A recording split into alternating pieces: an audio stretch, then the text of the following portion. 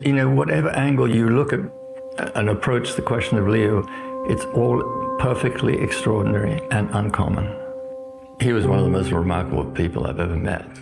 And I measure my words. I mean, there haven't been many like that. And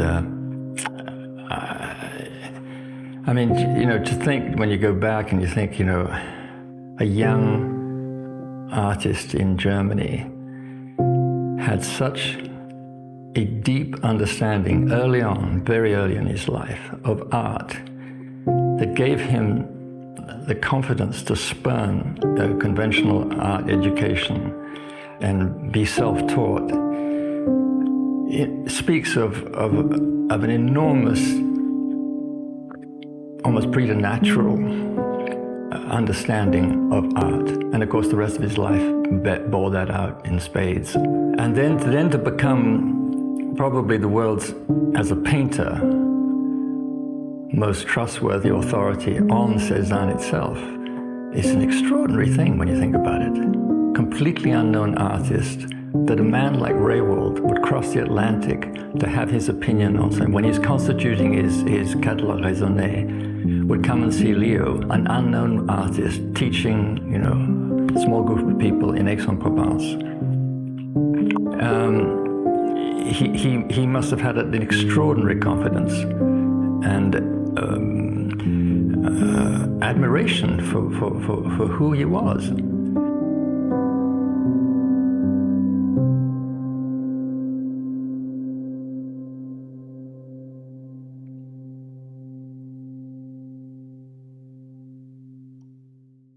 Léo, pour ce qui est de l'apprentissage, considérait qu'il fallait aller dans les musées, voir les œuvres telles qu'elles ont été faites par les peintres du passé et se faire son propre système à partir de ça, et pas du tout avec un compas, une règle, un machin, on vous apprend les couleurs.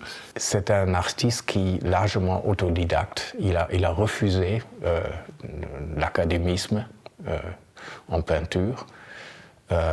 C'est quelqu'un c'est vraiment un grand spécialiste, grand connaisseur de l'histoire de l'art. Il s'est vraiment formé lui-même en visitant les musées pendant les années 20, quand il était très jeune. Dans les années 20, donc à partir de 19, après il était très mêlé au milieu berlinois, parce qu'il était entre Nuremberg et Berlin. Il avait un atelier, enfin la famille était toujours à Nuremberg, donc il était en relation avec ses amis à Nuremberg. Mais il avait son atelier à Berlin, et comme on sait, la vie culturelle à Berlin, à partir des années 20, elle était extrêmement riche. Hein. Dans ces galeries, à l'époque, il y avait des Cézanne, des Monet, enfin tous les grands peintres, mais ça valait rien. C'est-à-dire, c'était, Léo raconte, il allait dans la galerie, il y avait un Cézanne là, un Renoir là, un machin qui était en bas. Et il y avait encore des échanges, c'est-à-dire c'était des peintures qui se vendaient. Et c'est comme ça qu'il s'est beaucoup intéressé à Cézanne. Et ça l'a à tel point intéressé qu'il a absolument voulu venir à Aix. Et il se trouve qu'il était ami avec une femme qui travaillait dans une galerie, qui était berlinoise, mais qui travaillait dans une galerie à Berlin. Et elle lui a dit, écoute, il y a un tableau là qu'on est en train de vendre, si on le vend, on aura une commission, avec cette commission, on ira à Aix. C'est ce qui s'est passé. Et ils sont venus à Aix, et là, ça a été la révélation. Je crois que c'était comme un coup de foudre quand il a vu les Cézanne, et surtout la Sainte-Victoire qui se trouve aujourd'hui au musée de Cleveland. Il a pu l'étudier pendant des mois parce que sa compagne de l'époque, Anna Kraus, elle négociait un peu la vente de Sainte-Victoire, et il pouvait vraiment l'examiner, vraiment l'explorer pendant des mois. Il était vraiment frappé par la correspondance entre la toile et vraiment ce qu'il a vu quand il a pris le chemin du Toulonnais. Il vient, c'est très étonnant, en 1928, dans ce pays d'Aix, en référence à ce peintre qui s'appelle Cézanne, qui est mort en 1906, et on va dire que dans le pays d'Aix, tout le monde l'a oublié, ou afin de l'oublier, en tout cas l'occulte. Mais personne, en 1928, s'intéresse au fait que Cézanne ait peint en Provence, pour créer cette œuvre qui est internationalement connue et qui évidemment déborde de toutes parts de la Provence. Et là va jouer aussi quelque chose de fondamental, c'est-à-dire que un jour sur le cours Mirabeau, il tombe sur quelqu'un qui lui dit s'appeler John Rewald.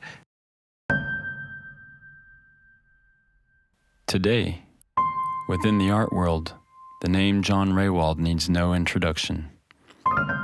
The author of the universally acclaimed book The History of Impressionism is widely recognized as one of the foremost authorities on late 19th century art. A forefather of his discipline, his name can barely be dissociated with Cézanne's. Rewald devoted nearly 30 years of his life to putting together a catalogue raisonné of Cézanne's works. A catalogue raisonné is a comprehensive inventory of all known works by a particular artist. It includes detailed information about each piece, such as its provenance, its exhibition history, as well as a scholarly analysis detailing the style and technique of each work. The result is an essential resource for scholars, curators, collectors, and anyone interested in understanding the full scope of Cézanne's work. It also serves as an authoritative reference for determining the authenticity of a work. Thanks to Rewald's unwavering devotion to the French master, Cézanne is now widely regarded as one of the most important artists of the 20th century. But Rewald's interest in Cézanne was not always present. It was a fortuitous encounter with Marchutz as a young man that sparked his interest in what would become his lifelong obsession. Oui, parce que c'est un personnage important dans la vie de John. Ça avait été un de ses grands amis d'avant la guerre. Et un de ses grands amis aussi, qui lui avait fait découvrir ce qu'il allait faire, sa carrière. Parce que s'il n'avait pas rencontré Léo, peut-être n'aurait jamais-il eu l'idée de s'occuper de Cézanne. John Rewald, à l'époque, faisait un travail sur l'art roman. Il était parti avec son appareil pour photographier des cathédrales ou des églises romanes. Il traversait Aix et puis il s'est arrêté pour boire ou je ne sais quoi à une des fontaines qui étaient là. Et il a entendu parler allemand. Et comme il parlait mal français encore, il a immédiatement été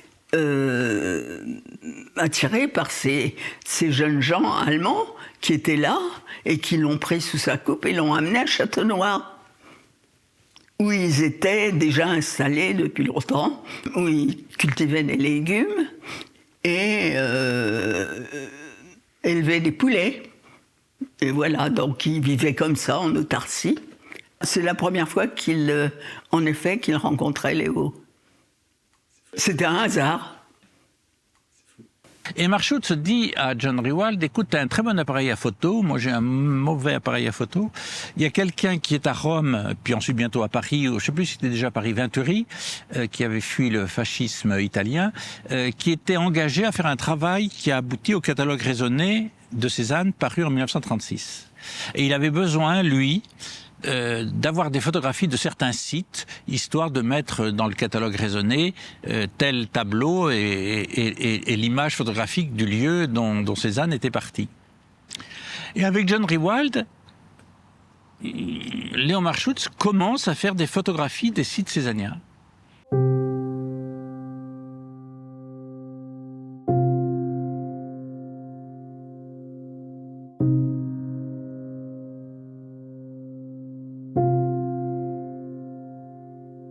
Ils sont tous les deux juifs allemands, ils sont tous les deux étrangers à la Provence, et il faut que ce soit, si je puis dire, des étrangers à notre propre pays, la Provence en tout cas, pour que cette reconnaissance de l'œuvre de Cézanne se fasse. C'est paradoxal, mais c'est ainsi. Léo connaissait très très bien l'œuvre de Cézanne et connaissait tous les endroits autour d'Aix où Cézanne avait travaillé. ce que John n'aurait pas pu découvrir tout seul, ou ce qu'il aurait peut-être découvert tout seul, mais après de longues années d'efforts. Tandis que là, Léo l'a emmené promener comme ça, et voilà. C'est à ce moment-là qu'il a commencé vraiment à avoir l'idée du bouquin, qui pouvait abandonner les cathédrales anciennes et s'occuper des impressionnistes. Mark Schutz crée une amitié, j'allais dire, indéfectible avec John Rewald. La guerre va les séparer. John Rewald a manqué de peu d'être livré aux autorités nazies par le gouvernement de Vichy-Soix, enfin qui commençait à s'installer en France en 1940. Il va être extradé, si je puis dire. On arrive à le mettre sur un bateau à Toulon et grâce à quoi il va gagner les États-Unis et il fera sa carrière ensuite aux États-Unis. Donc il y a une séparation forte marquée par la guerre. John Rewald dira plus tard, en 1978, après la mort de Léo Marschutz, « Je dois à Léo Marschutz ma ferveur pour Cézanne ». Donc le plus grand spécialiste du XXe siècle de Cézanne avoue que celui qui lui a donné le goût, la connaissance, la référence fondamentale à Cézanne, c'est Léo Marschutz.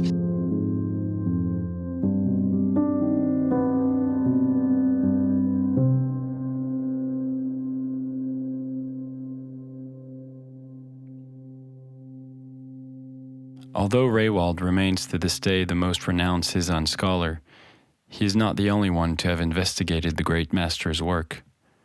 In fact, when Rewald met Marschutz, the Cézanne Catalogue Raisonné project was already underway by an established Italian art historian, Leonello Venturi. At the same time in Vienna, Fritz Novotny, another renowned art historian, had begun conducting research on Cézanne.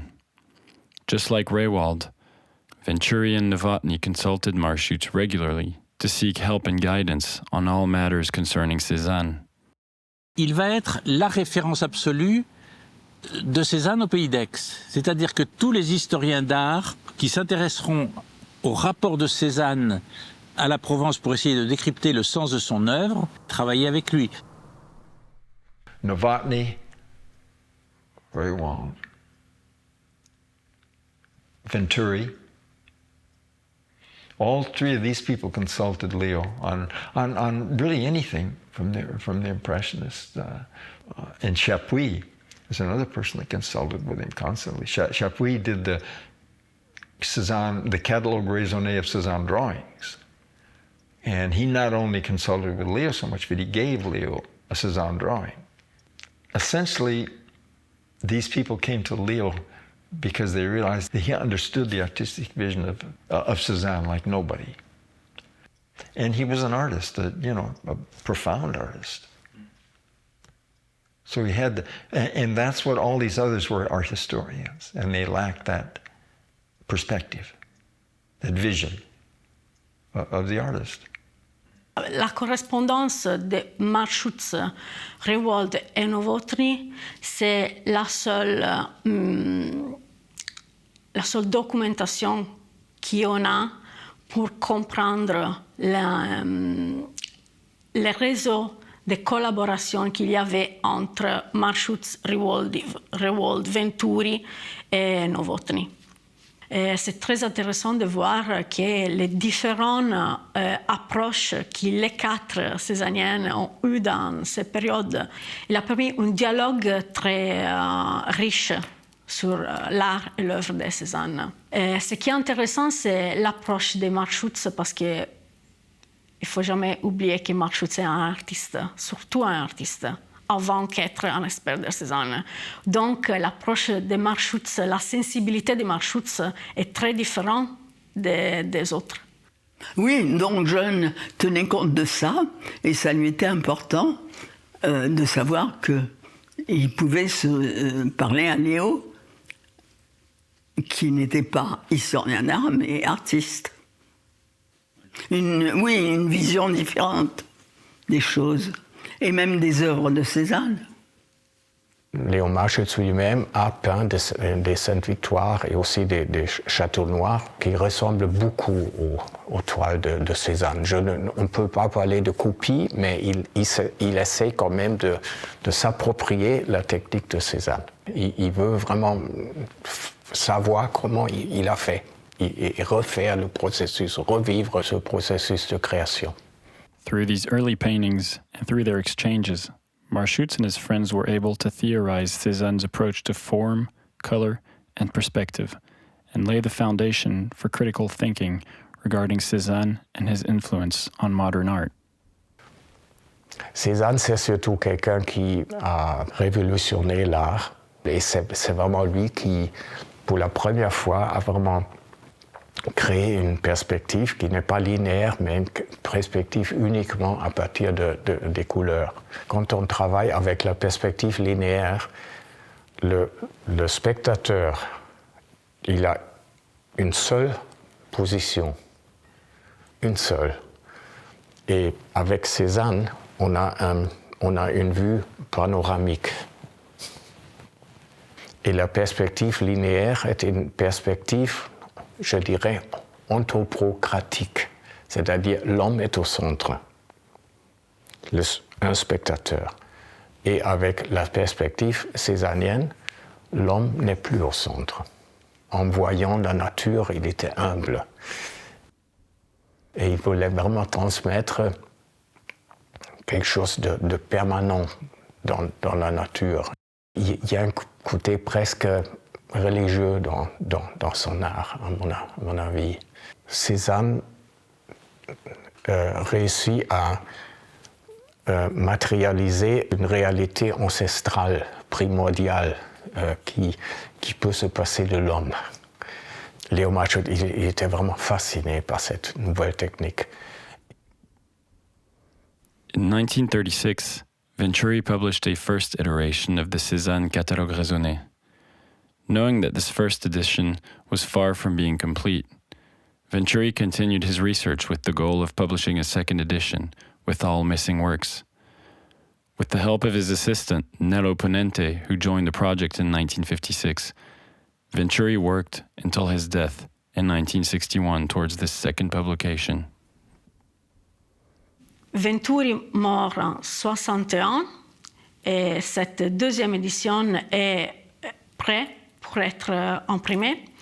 L'éditeur en Amérique, il a déjà fait un communiqué de presse et tout pour faire savoir au public que la deuxième édition, très attendue par les érudits, était très proche à la publication. Mais tout se ferme en 62 parce que l'éditeur n'est pas trop convaincu du travail que Ponente a fait. Donc l'éditeur entre en contact avec Rewald et lui demande de contrôler cette version. Et finalement, Rewald a l'autorisation par l'éditeur de s'occuper de cette deuxième édition. Donc, la deuxième édition Venturi Ponente est la base du travail de Rewald.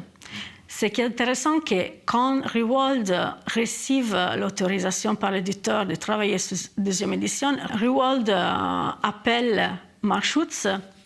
Il se retrouve à Aix dans l'été 1963. Il travaille à Manerbe.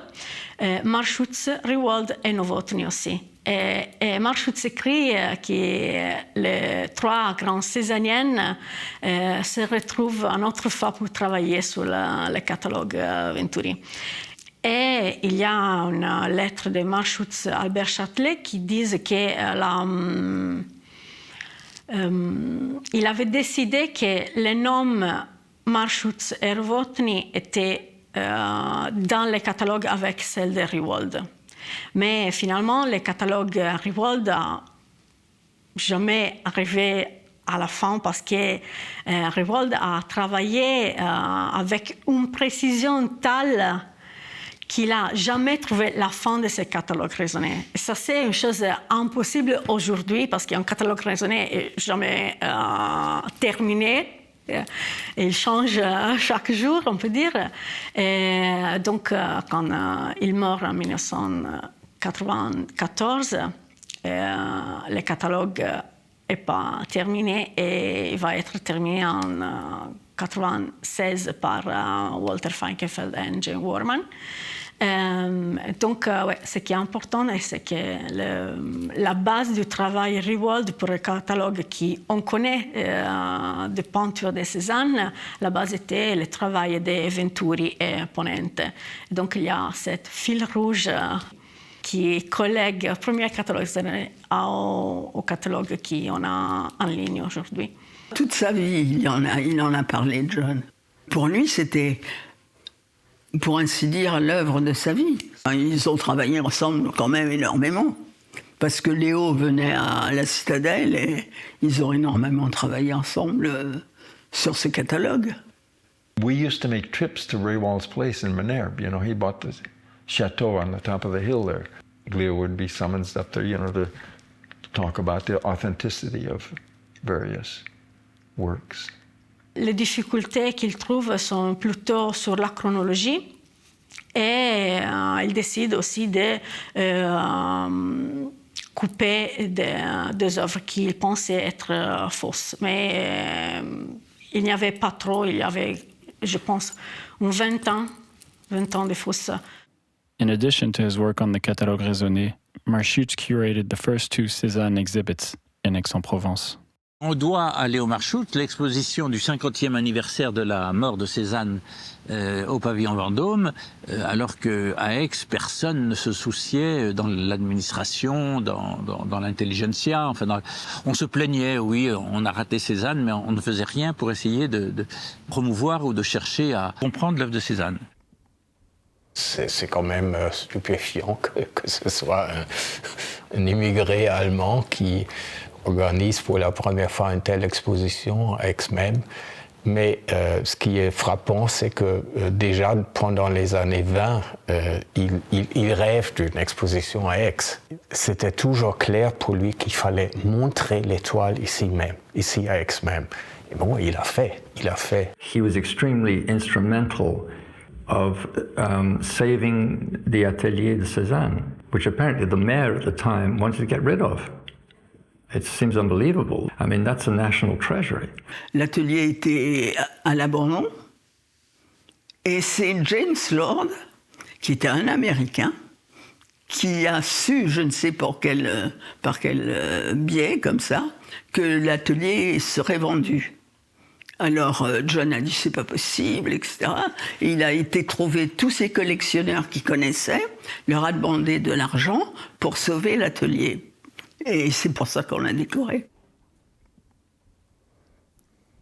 Quand nous y sommes allés, John et moi, on s'est tout de suite mis à épousseter les affaires de Cézanne, qui était encore là. Personne n'y était entré depuis plusieurs dizaines d'années. Il y avait une petite statuette que Cézanne utilisait pour ses natures mortes. To this day, the studio is open to visitors coming from all over the world to see where the great master produced his work. Et moi qui m'occupe de faire un centre cézannien au Jas de Bouffon, je pense que ce centre va s'ouvrir en 2025.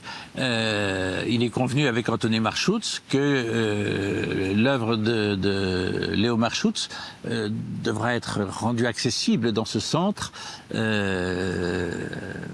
à la fois parce qu'il joue un rôle spécifiquement dans l'histoire de l'art, dans la reconnaissance de Cézanne, et en même temps, il est un des premiers, un des plus fidèles, un des plus originaux des artistes qui ont travaillé au Pays d'Aix, en ayant Cézanne je dirais pas simplement dans son œil, dans son esprit, dans son âme, dans son cœur, avec une espèce de respect, ou peut-être justement... il fallait se mettre un peu à distance de Cézanne et se protéger en même temps de Cézanne qui était trop présent sinon. En général, quand on parle de l'influence d'un artiste sur un autre, on pense au niveau stylistique. Mais je pense que l'influence de Cézanne sur Marchutz, c'est plutôt ce qu'il y a avant. Et donc, tout le travail intime de l'artiste de recherche, tout ce qui concerne la vision de l'artiste. Donc, tous les parcours qui portent les sujets à devenir motifs. Donc, tous ces parcours de recherche intérieure de l'artiste, je pense que Marchutz l'a appris de Cézanne pour arriver finalement à un résultat très différent. C'est pour ça que Marchutz est reconnu comme un artiste, parce qu'il n'a pas copié Cézanne, il est arrivé à son propre style, un style très distinctif, et c'est pour ça que Venturi l'a beaucoup aimé, je pense. What do you think he learned from Cézanne? Oh, I guess focusing on the essential would be fundamental. If you look at any of these late paintings, and you see how much he's able to express with so little, and how closely tied and connected and related one stroke is to the other, how the strokes that make up the figures, their halos, and the relationship between the figures that comes to pass through that. The whole white of the surface is fundamental to the image. And the figures emerge out of that white surface. When I say I think he was an important artist, it's not because of the external circumstances of his life. It's because of what gets communicated through the art. He maintained a dedication and a commitment to a kind of lineage that stretches back 4,000 years in terms of what art is really for, what it's intended to awaken in people, what it's intended to help us grapple with or help us come to terms with as human beings. He speaks to the very deep and enduring questions about what it is to be human, right? What it is to live in this universe. How do we learn to experience what's real, right? What's true, right? Not the kind of passing surfaces of things, but what is in the phenomena that we experience that is enduring. And I hope that that becomes the basis on which people learn to engage with what he was doing.